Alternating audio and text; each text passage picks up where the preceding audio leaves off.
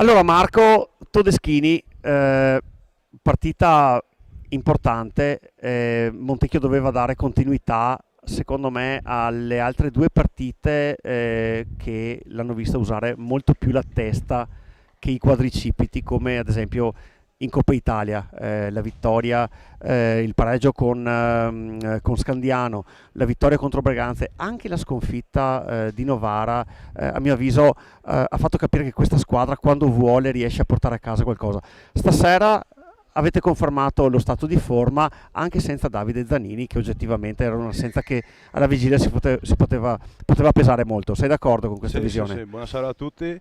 Come dice te, siamo in un buon momento, stiamo lavorando bene anche senza stasera Davide.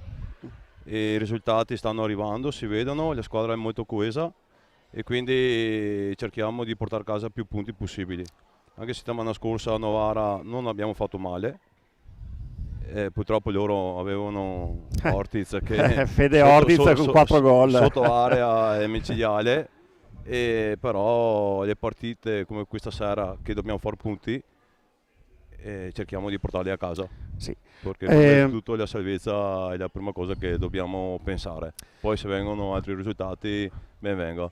Allora, da portiere a portiere, anche stasera Carlo si è dimostrato veramente un portiere quasi insuperabile, ha fatto delle parate incredibili, ha ricevuto 3 settimane fa un'investitura importante da Alessandro Cupisti, che ha detto insomma io Carlo lo conosco da quando era bambino, ha fatto un po' di stage con me e l'ho visto crescere molto.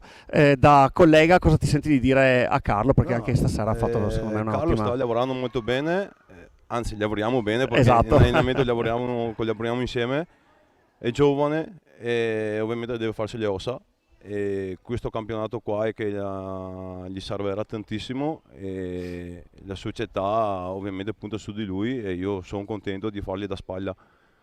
Bene, beh, questo è veramente encomiabile da parte di te, insomma, hai molta esperienza, insomma, l'anno scorso eri a Valdagno, se non ricordo male, giusto? Sì, sì, sì. Facevi da secondo a Bruno Sgaria, quindi sicuramente anche un palcoscenico come quello che hai solcato te è sicuramente importante. Un ultimo flash, poi ti lascio andare a fare la doccia. Mh, Campionato, c'è chi dice che è lungo, c'è chi dice che è corto, siamo già arrivati a più di un terzo dello svolgimento, insomma, Montecchio dove lo vedremo alla fine di questo campionato? Secondo me spero tra i primi 5. Bene, Perché se continuiamo così a lavorare bene, a rubare punti sia alle prime che alle seconde, che l'abbiamo dimostrato benissimo, secondo me tra le prime 5 per i playoff ce le possiamo guadagnare. bene. Marco, io ti ringrazio Grazie infinitamente, a ti te, lascio andare a fare la doccia, ok, alla buona prossima, serata. grazie. Ciao, grazie.